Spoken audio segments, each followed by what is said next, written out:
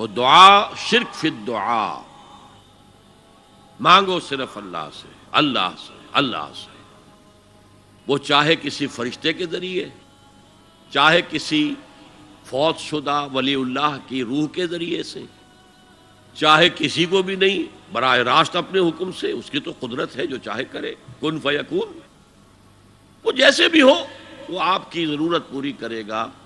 وہی ہے جو کہ مشکلات کو حل کرنے والا ہے، وہی ہے کہ رزق دینے والا ہے، وہی ہے جو مرض سے شفا دینے والا ہے۔ پکارو اسی کو، مانگو اسی سے۔ اب آئیے، کچھ مراسم عبودیت ہوتے ہیں، مراسم، رسم کہتے ہیں کسی چیز کی ظاہری شکل کو۔ رہ گئی رسم ازاں روح بلالی نہ رہی، فلسفہ رہ گیا تلقین غزالی نہ رہی۔ یہ قرآن کا بھی ہم اسے رسم الخط کہتے ہیں، رسم الخط، اور یہ حضرت عثمان کے زمانے میں فائنل ہوا ہے کہ یہ اس طریقے سے لکھا جائے۔ تو عبدیت کے اظہار کے لیے کچھ رسومات ہیں، جس میں سے ایک پر گفتگو ہو چکی، قنوت، والقانتین والقانتات۔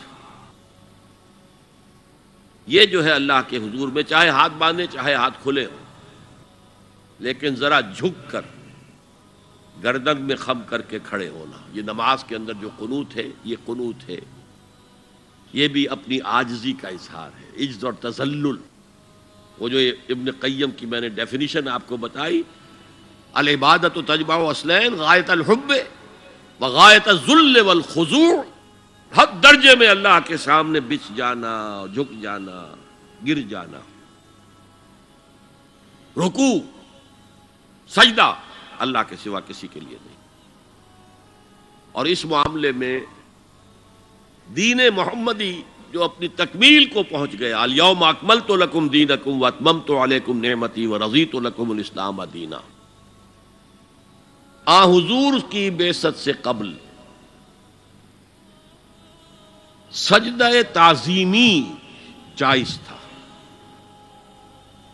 کسی شخص کی تعظیم کے لیے، اس کی عزت کے لیے اس کے سامنے سجدہ کرنا جائز تھا۔ حضرت یوسف کے سامنے ان کے والدین اور 11 بھائی سجدے میں گر گئے۔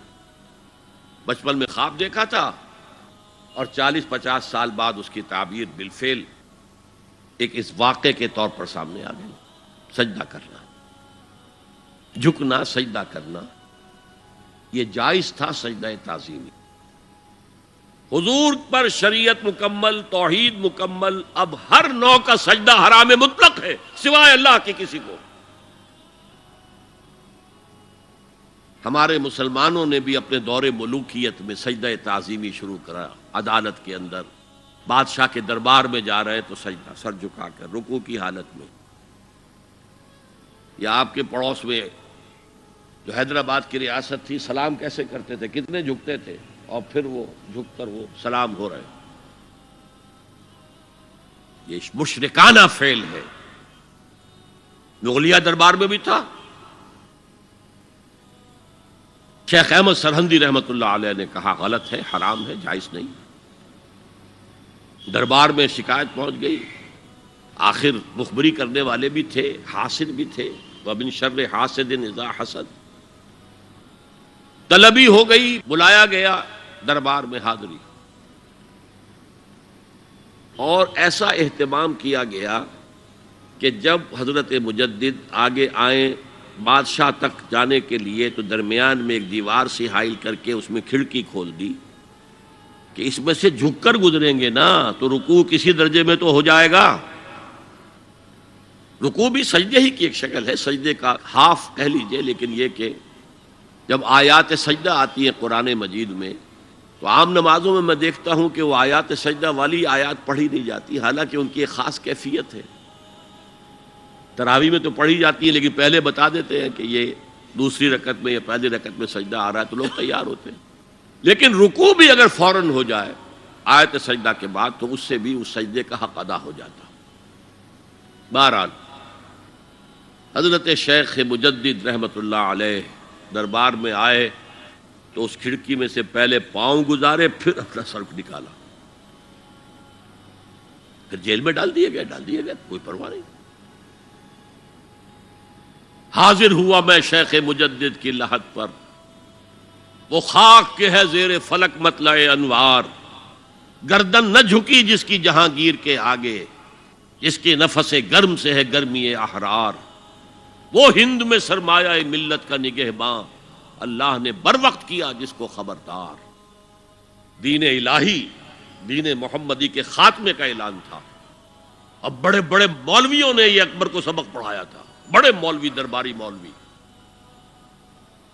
انہوں نے سبق پڑھایا تھا. اللہ کا ایک دن 1000 برس کا ہوتا ہے، اور اللہ کا ہر معاملہ 1000 سال تک ہوتا ہے. اب 1000 سال ہو گئے محمد کی رسالت کو، ان کی رسالت کا دور ختم صلی اللہ علیہ وسلم. اب دوسرا 1000 سال، اسی لیے الف ثانی کہتے ہیں نا، الف ہزار کو کہتے ہیں الف ثانی. یہ دوسرا 1000واں سال جو شروع ہو گیا ہے، اس میں ایک نئے دین کی ضرورت ہے. وہ دین اکبری ہے، دین الہی ہے. اور دین الہی کیا تھا؟ یہ ایک بہت بڑی سیاسی تدبیر تھی، اصل میں بہت بڑی سیاسی تدبیر، اور اس کا ظہور بعد میں بھی ہوا ہے ہندوستان کی سرزمین میں. وہ یہ کہ ہندوستان کی ترقی میں جو چیز سب سے بڑی رکاوٹ ہے وہ مذہبی اختلافات ہیں. لہذا ایسا کرو، سارے مذاہب جو ہیں اسے ہاون دستے میں ڈالو، کوٹ کوٹ کے چورا چورا کر کے بناؤ صفوف، اور یہ مذہب سب کا ہو جائے تو مذہبی اختلافات ختم ہو جائیں گے. دوسری بات ان کی سمجھ میں یہ آ گئی کہ اصل میں اختلاف رسالت اور شریعت کی بنیاد پر ہوتے ہیں. لہذا دین الہی، بس خدا کو مانو، بس رسالت وغیرہ کو چھوڑو. خدا تو سب کا رب ہے، اسے آپ پرماتما کہہ لیں، مہادیو کہہ لیں، جو چاہے کہہ لیں، اللہ کہہ لیں، رام کہہ لیں. قل ادعوا اللہ الرحمن ایما تدعوا فلہ الاسماء الحسنی. قرآن کہتا ہے تم اللہ کہہ کر پکار لو یا رحمان کہہ کر پکار لو، جس کو بھی تم پکار رہے ہو یہ جان لو کہ تمام اچھے نام اسی کے ہیں. یہ فلسفہ تھا بہت گہرا. وہ جاہل تھا، ان پڑھ تھا، لیکن بہت بڑا سیاستدان تھا اکبر، اس میں کوئی شک نہیں. لیکن یہ کہ اگر ایک حکومت، اور جو سب سے بڑا مغل اعظم جس کو کہتے ہیں، اس کے زمانے میں مسلمانان ہند جو ہیں سیاسی اعتبار سے اپنے عروج پر تھے، لیکن دینی اعتبار سے پاتال کا معاملہ آ گیا تھا کہ دین محمدی ختم.